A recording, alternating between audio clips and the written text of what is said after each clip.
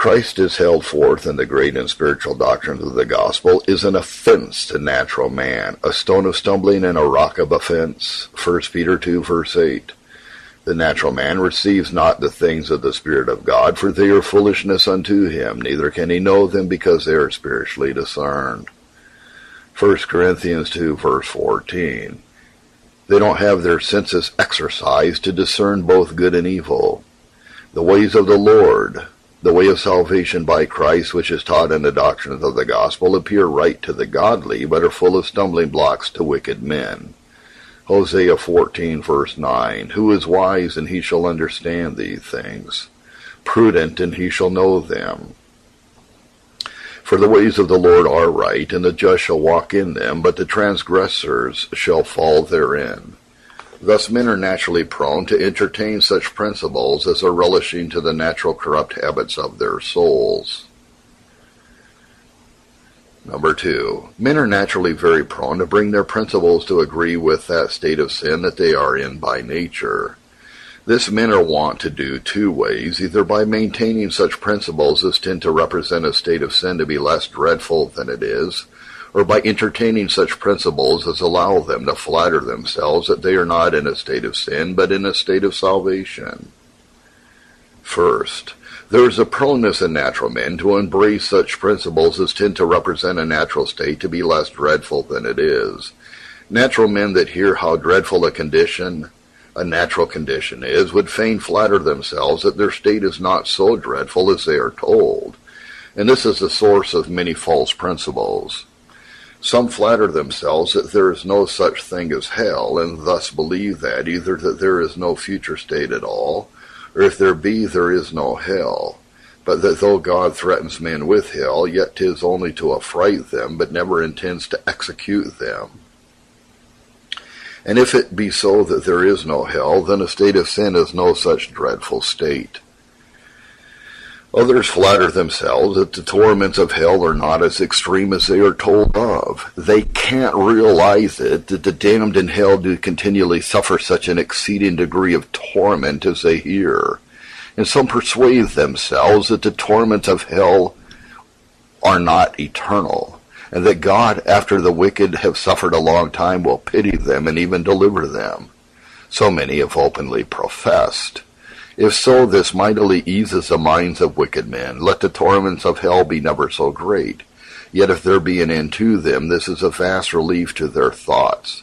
Let misery be continued never so long, yet if at last there be an end, it is nothing to that misery that is without any end, and is attended with absolute and perfect despair. Others, to make a natural condition less dreadful, hold those principles that represents the danger of such persons of hell to be less. As for instance, many hold that men can get out of this natural condition at any time when they please by their strength. If this be so, it is in no measure so dreadful to be in a state of sin as otherwise it is.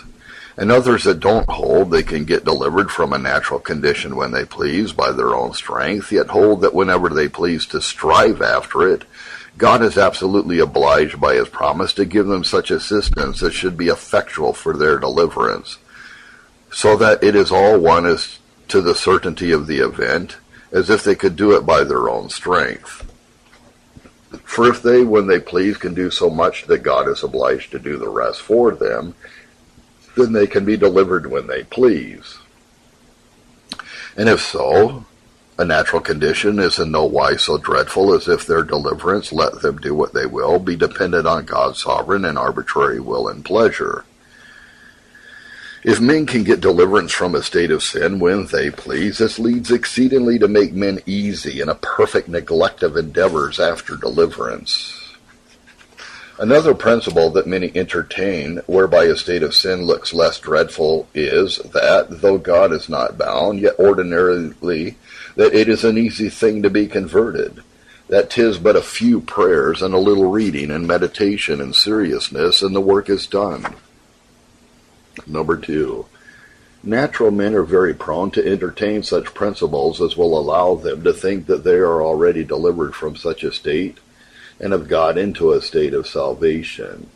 'Tis mainly so from hence it comes to pass that there is such a vast number of false principles that men hold about conversion and a state of grace, and what is required in order to be pardoned of sin, and obtain acceptance with God. Thus some maintain that Christ died for all, and that there is actually an universal redemption of all mankind, that the curse that mankind was exposed to by Adam is brought off by Christ for all the children of Adam, and so that all men as they are born come into the world in a state of salvation and never get into a state of condemnation unless it be by gross sins.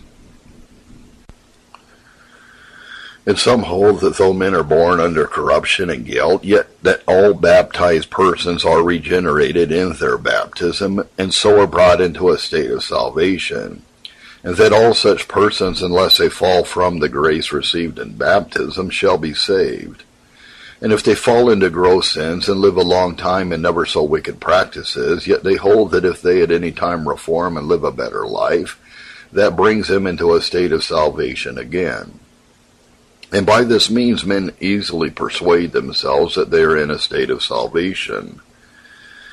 The notion that a very great part of those in the world that at this day are called Christians have about conversion is nothing but this, namely, that he that before lived a vicious life considers himself and amends his life and leaves off former vicious courses and lives in the practice of moral duties. Those that have nothing but morality are prone to flatter themselves that morality is grace and will save them. And others that have only had common illuminations, they persuade themselves into a notion of conversion agreeable to their own experiences. Multitudes of natural men that have only had some slight and the lesser insignificant religious affections that will stand them in no stead another day, yet bring their principles to agree with their experience and so make themselves easy. Some, after their supposed conversion, in a little time, lose all and return to be just as they were before. And there is no abiding change. They bring their principles to agree with their state. And it is their principle that all that a man must look at is the first work, and that therefore, let it be as it will with them now and ever since, yet they are well out because they were so and so, as they suppose once.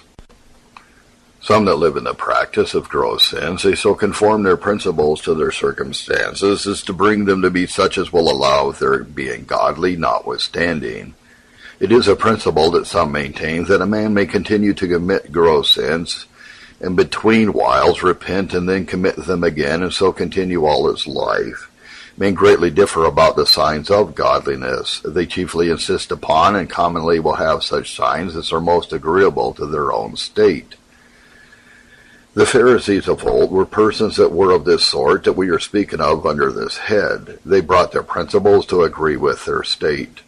They generally were men, though they made a fair show outwardly, yet were rotten at heart, and their principles were agreeable to their state in this respect.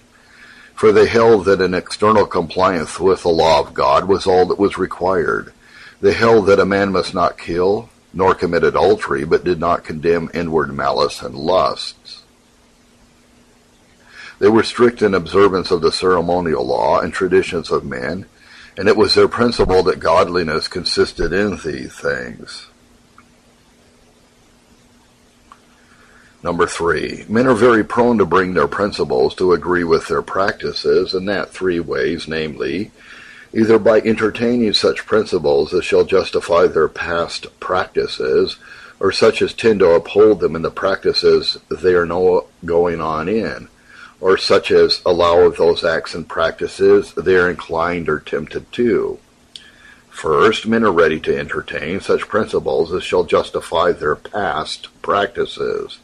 There is a natural disposition in them, when they have committed wickedness, to justify and vindicate it, both to their own consciences and others. They are disposed to justify past wickedness, to make things quiet within. If they condemn their own actions and practices, they could not rest easy.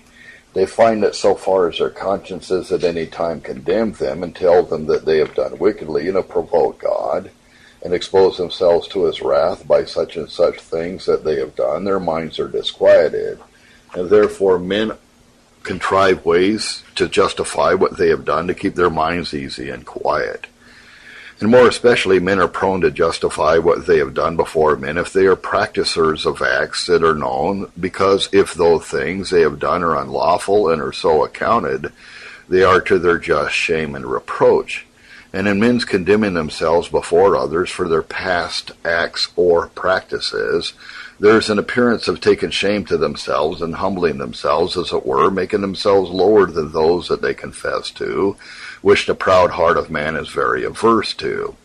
And because there is such a disposition in men to vindicate those past wicked practices, therefore are they prone to such principles as tend to justify them. Number 2. They are prone to entertain such principles as allow of those sins that they are now going on in. Men are commonly exceedingly loath to part with their sins. If they are testified against and they are exhorted to part with them, then they hold them and will not let them go. Job 20, verses 12 and 13. Wickedness is sweet in his mouth. He hides it under his tongue. He spares it and forsakes it not, but keeps it still within his mouth. Some are exceeding loath to part with their sins by reason of the sinful pleasures they have in them, and others for the profit. Some are enslaved to a lust by a habit rooted and made strong by long custom. Being accustomed to do evil, they can't learn to do good. And therefore, instead of leaving their sin, they set themselves to plead for it and bring their principles to agree with it as a thing lawful and what there is no hurt in. The wise man observed it to be a very common thing for men to justify the evil practices they went on in. Proverbs 21, verse 2. Every way of a man is right in his own eyes. And so chapter 16, verse 2. All the ways of a man are clean in his own eyes.